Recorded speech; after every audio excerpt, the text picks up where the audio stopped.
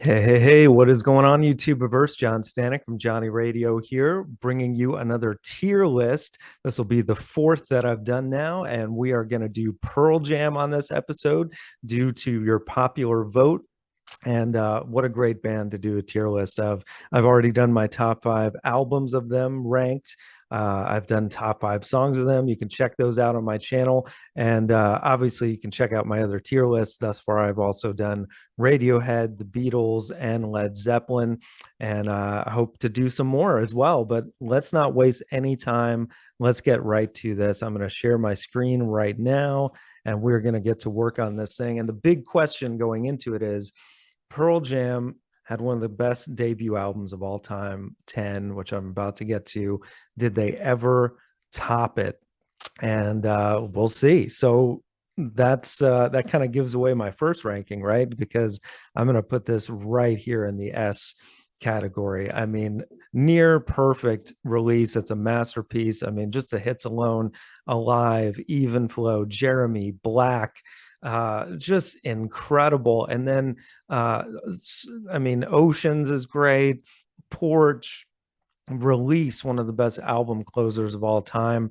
There's really nothing that I skip here. It is just amazing. And yeah, I don't know that, I mean, this is going to be tough to top or even match, quite honestly, because out of the gate with a debut like this, man, just incredible. But they did come with the goods here on Verses, I got to say, in 93. I'm going to put that in the A list, not quite an S, but damn good album, man. Just coming out of the gate with Go and Animal, one of the best 1-2 punch openers of any rock album. Then going into Daughter, and then you had other great ballads like Elderly Woman, Behind the Counter.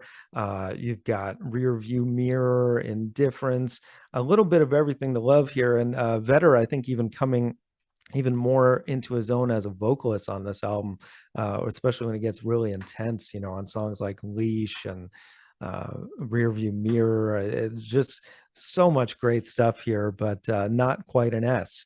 And then right after that, a year later with Vitology, whoops, yeah, I wouldn't make that an S either. That's also um, at the A level for me. I think I'd probably a little less good than Verses, but because there's definitely some like odd filler tracks on here, like Foxy Mop Handle Mama and Bugs and stuff. But those have their charm to some degree. But of course, the ones that hit hard are amazing, like Corduroy and Better Man, of course.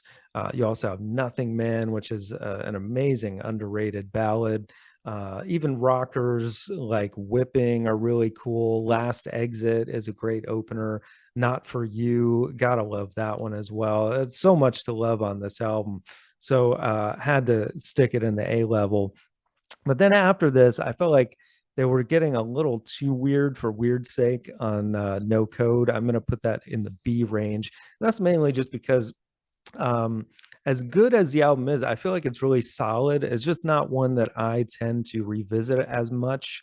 Although it does have some really strong songs like Off He Goes, Who You Are, In My Tree, Smile. There's not really any weak tracks on here. Again, it's just I don't think it's quite in the A level. And I think the rockers are really the ones that don't stand out as much to me, like Hail Hail and stuff like that. They don't really have those great riffs that just grab you by the throat as the first three albums do. And and I remember at the time when I was a teenager, they kind of started to lose me as a fan a little bit at the time of this. Although I appreciate the album more now for what it is, but then coming back with Yield, though, that's right back up in the A range, man. I would actually say it's my second favorite Pearl Jam album. And it's really close to being in the S range for me. I mean, there's so much to love about it. And it sounds like they're having so much fun on this album as well. Just from the opener, Brain of Jay and Faithful and Do the Evolution is such a fun rocker. And then you've got great ballads as well, like Wish List and uh, you know, Low Light. Oh my gosh, beautiful songs. And Given to Fly is such an amazing Anthem, like so much anthemic rock here. And even the songs that some would say are filler, like Red Dot, I enjoy them as well. Also, the hidden track is a lot of fun. So it's really like the most fun Pearl Jam album, in my opinion, and a real classic at that. So then, starting off the new millennium, you got Binaural. And while there's a lot to love on here as well, I'm going to put that in the B range also because um, the first three tracks, I feel like for Pearl Jam standards, was kind of on the weaker side.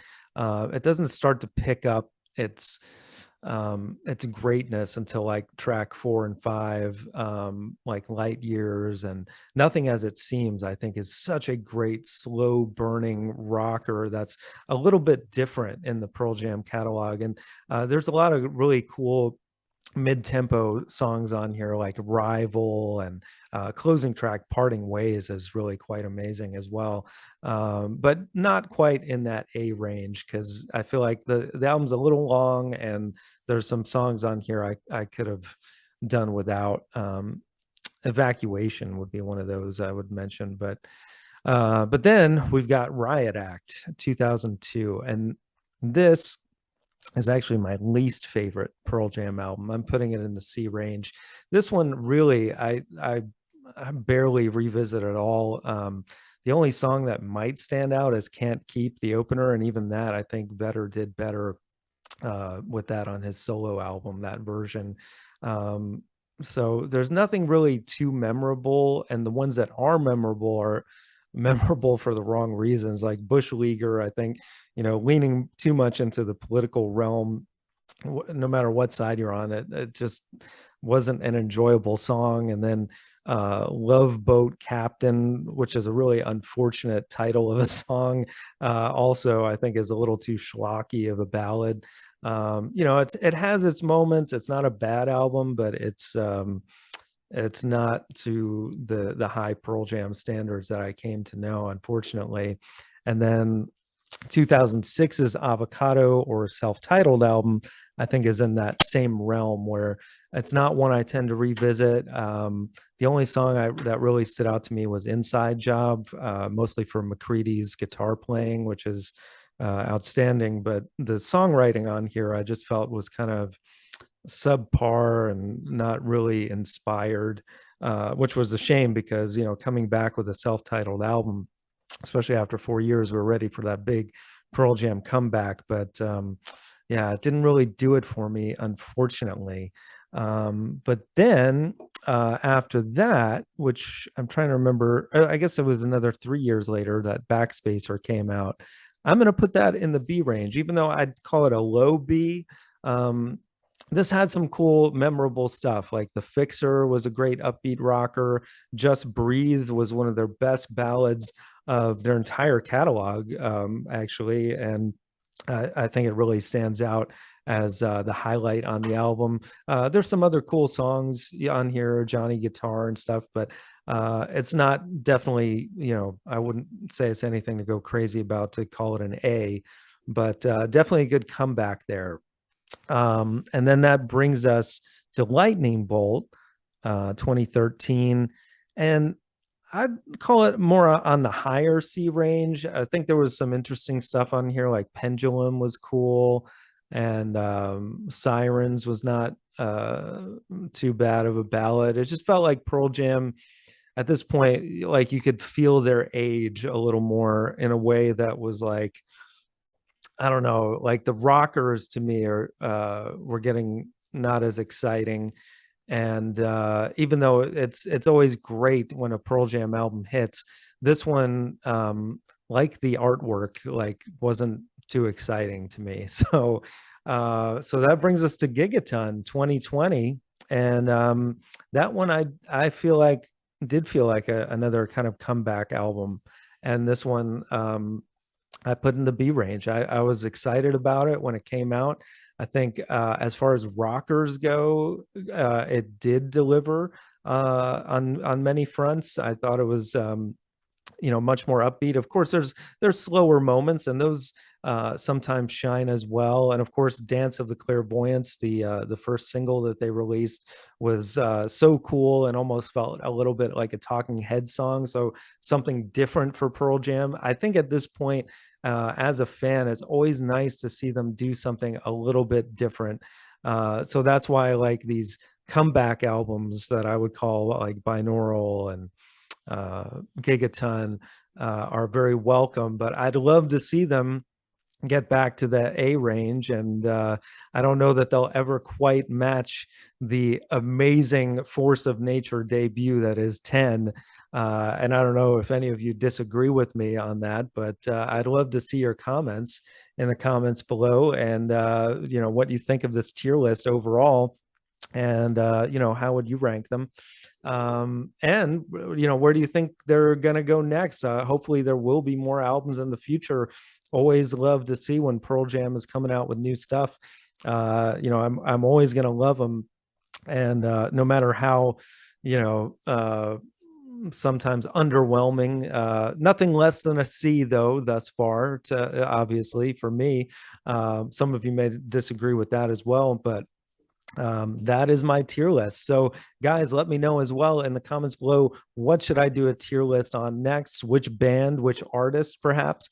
There's not that many artists that I have listened to their entire catalog, so I will put a poll out for you guys to vote on like I did this last time, and see what wins out and where we go next. But guys, as always, thank you for watching. We got top fives every Friday. We got album reviews, song of the week reviews, big countdowns, and so much more.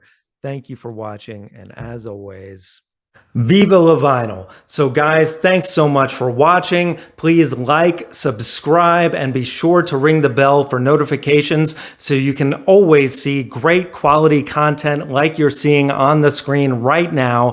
Thank you so much for supporting Johnny Radio, and I'll see you soon.